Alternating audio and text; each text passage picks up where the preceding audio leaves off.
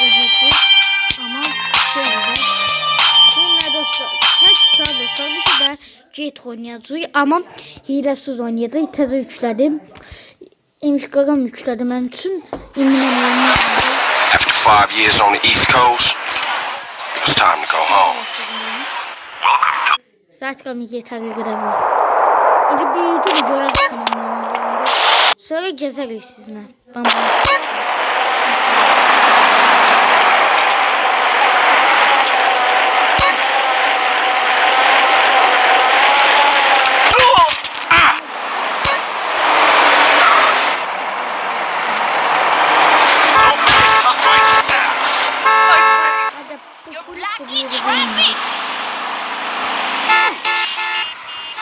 Gelin bir çatan öldüler.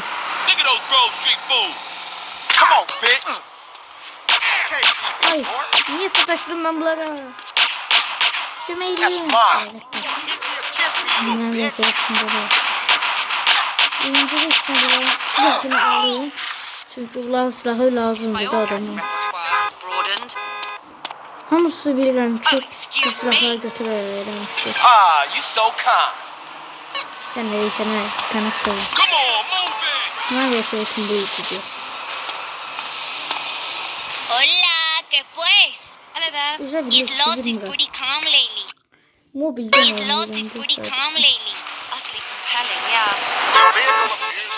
Yes, kulada bir yemiş kaptan yazı olduğunu. Neyini? Por favor. Orada o böyle şeyin bakın ne yapıyor?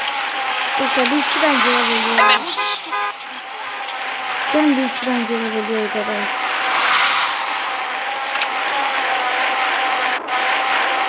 Grove Street, home.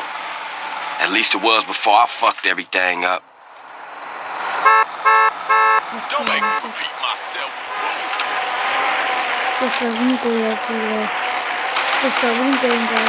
Lazım olur. Dostlar lazım olur.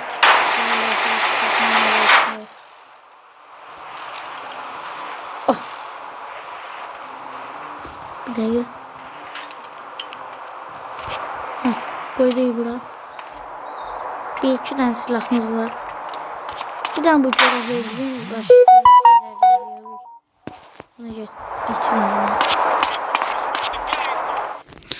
Dostlar, istediğiniz oyunları oynayabilirim. Ama indi ben oyun kanalına başladığımda. Ama içinde kötü bir şey varsa